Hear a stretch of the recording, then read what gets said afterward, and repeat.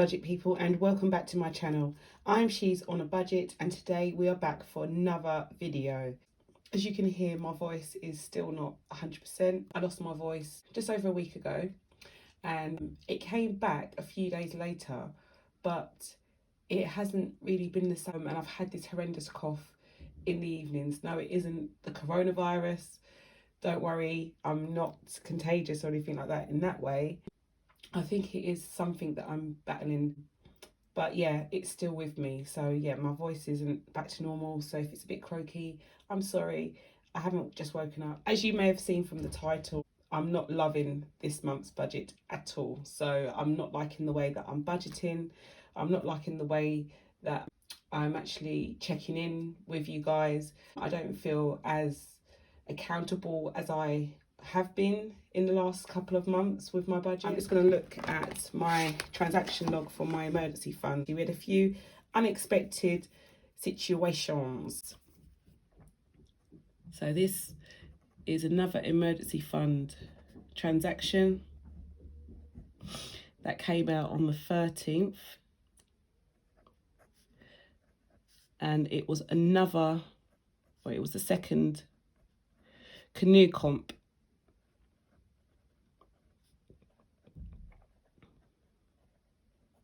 So it was the second canoe comp entry. So that came out on the 30th. So my MOT was due on the 10th of March. And I found that out. I was looking at how I was going to structure my sinking funds moving forward, such as MOT servicing and things like that. I wanted to make sure that I could budget a small amount each month over a 12-month period or 11-month period, whenever the next service or MOT was due. And when I checked to see how long I had to maybe start this type of fund, I saw that my MOT was due. So I was like, okay, well, that kind of scraps that plan. If you're not from the UK, this is a yearly or annual inspection that needs to take place, and obviously you need to pay for it. So I had to pay for a new license plate bulb that had blown, and that set me back at £39. Now, I was in shock because I was thinking, no, okay, this is how they're going to get their money. So they gave me a really good deal for the MOT, but now they're charging me £39 for a bulb. How does that work? I remember having a major fault on the vehicle last year, and that was a headlamp bulb. And when I found out how much this headlamp bulb was, I was not happy. It was £85 for one headlamp bulb. And I was saying to them, no, you're lying, this cannot be true. But apparently my car, ridiculous as it sounds, has these LED bulbs which are really expensive. So yeah, it was £85 for a bulb. So when they told me that this one was £39, I really didn't kind of blink. I thought, yeah, sounds about right. This car's been the bane of my existence, and yeah, it's going to set me back £39 for a bulb. At £220 with our emergency fund, and it's slowly going down. Scary, but as you can see from the things I'm telling you about, none of these things could be avoided. And yeah, that's just how it is when things are really tight. If you follow me on Instagram, you'll have seen that I storied my weekend whilst away with my daughter and just showed how we stay on budget and why I choose to have a certain amount in my canoeing envelope per competition or per camp. If you didn't get a chance, I've stored it on my profile page, so you can have a look at it and just see exactly how much it costs me to take her to these competitions. So we had £120 in our fund. So we have canoeing,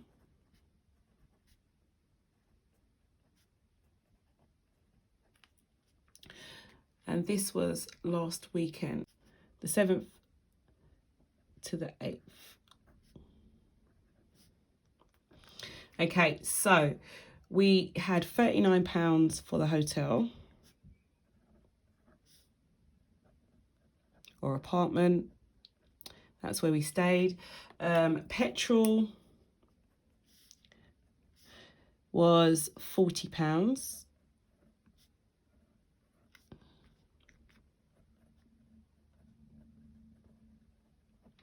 And food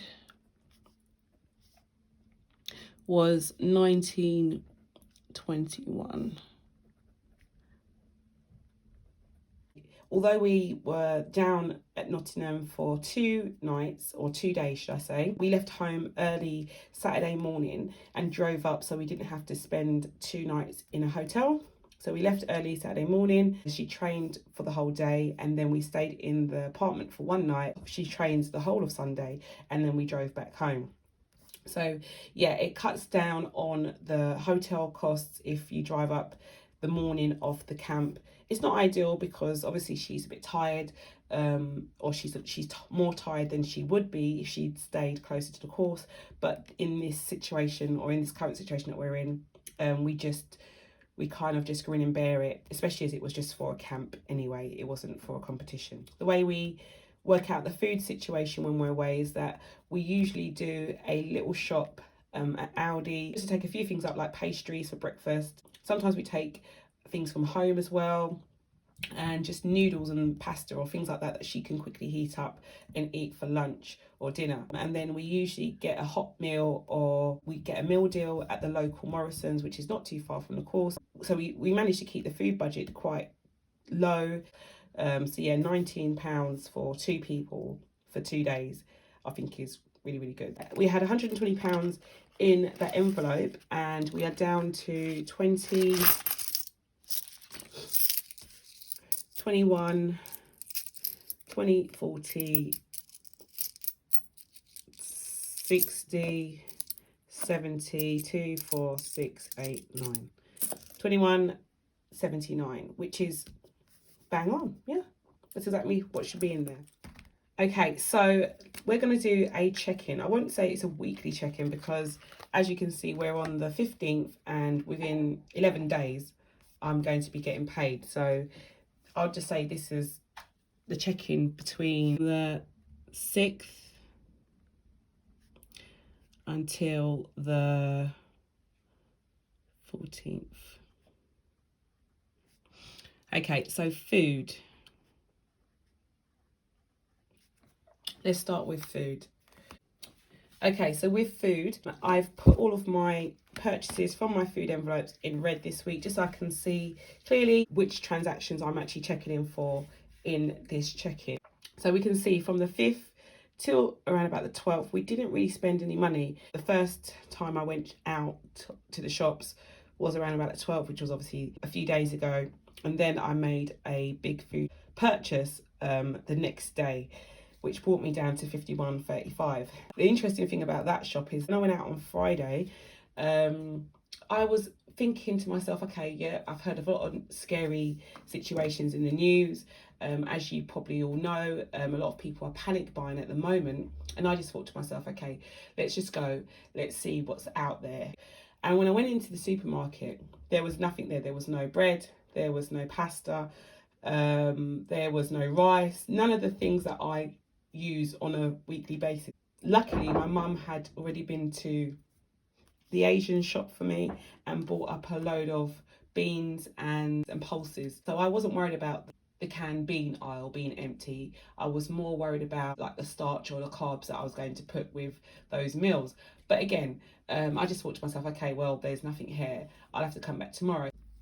I did a shop and it came up to £20.04, and it was a mixture of things that I needed to top up and a few extra bits just in case I couldn't get them the next day. Then I went into the same shop the next morning, and as you can see, I made an even bigger purchase, and I think I got kind of drawn in, guys. I think I got sucked in because I went into the shop relatively early. It was about 9, maybe about 10 o'clock, and already the aisles and the shelves were nearly empty. So I went to get some toilet paper. Again, I didn't need toilet paper per se. I still had probably like half a pack of toilet paper in my cupboard, but I wanted to make sure that if I did need it later on, that there would be some in the house available. So I bought 2 extra packs, and I wasn't going to. I think it was because the lady next to me actually started to lean over me as I was taking one of the packs of Luro off the shelf, and she took one and then she took another, and I thought, okay, well, if you're taking 2, I might as well take it too. So I feel like I was kind of sucked into the whole panic buying situation there. And so I took 2 rolls of that, And yeah, then I stocked up. I've got an extra bit of cereal and things like that that I usually wouldn't buy 2 or 3 packs of. I'll usually buy the amount that we definitely use within the week. This is why I feel that we have two, and I know they're not big purchases, but for me and my budget, these are two big purchases within a 2 day period. But again, I know that a lot of the things here are going to last me more than just 1 week. Although it looks like I have only a little bit of money going forward, I doubt I'll need to go food shopping between now and, you know, the 26th when I get paid. So I'm not too worried about it.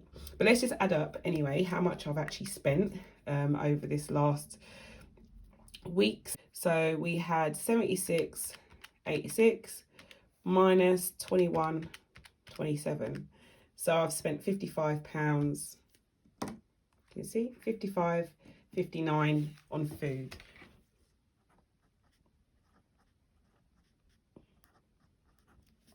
So let's put fuel down.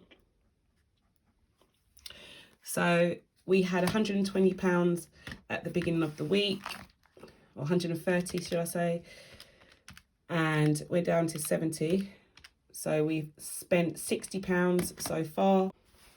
I literally put £30 in my car at the end of last week, and I doubt that I'll need to put any more fuel in there until Monday or Tuesday. So I've still got £20 to last me until Wednesday, which is plenty. I should be okay with that. And again, if I need to put a bit more in there, then that's fine as well. So with utilities, we are bang on target with that. So this doesn't actually ever change, to be honest. I'm actually thinking of removing it.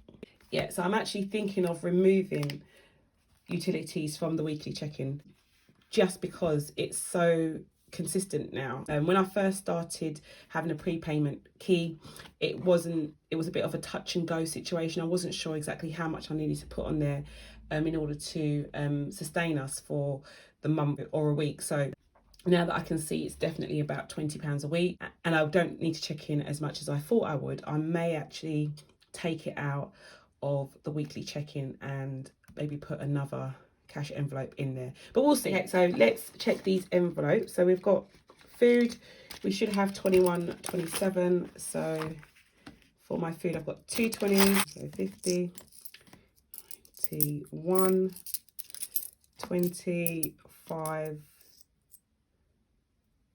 67. Got an extra 5p. Have I done it right? So 22, 50, 60, 70, 80, 91, and yeah, 27. Okay, that's an extra 5p for me. That can go in the jar. So food envelopes checked and done. Fuel, so let's go with fuel. So we should have £70 left in our fuel envelope. 20, 40, 60, 70. So £70 left over. As I said, I'll probably use another £20 over the next couple of days. And yeah, should leave me with £50 for the next week after that. Utilities, we've got £20 in there, which is fine because that's exactly how much we should have in there. So yeah, that's all for now. I feel like I've rambled on quite a lot. I hope I've been coherent and it's easy to understand, and I haven't gone too back and forth with things. One thing I would like to say is just to stay safe, stay well, stay positive, guys. I feel that, you know, we've gone through worse and we'll definitely get through this. Make sure you've got the necessities at home. Make sure that you've got enough water, things like that are really, really important for health, especially when there's a lot of things going around at the moment. Please do not forget to click on that like button, ring that notification bell so you are kept up to date with all of my latest videos, and I'll speak to you in the next video. Have a good day.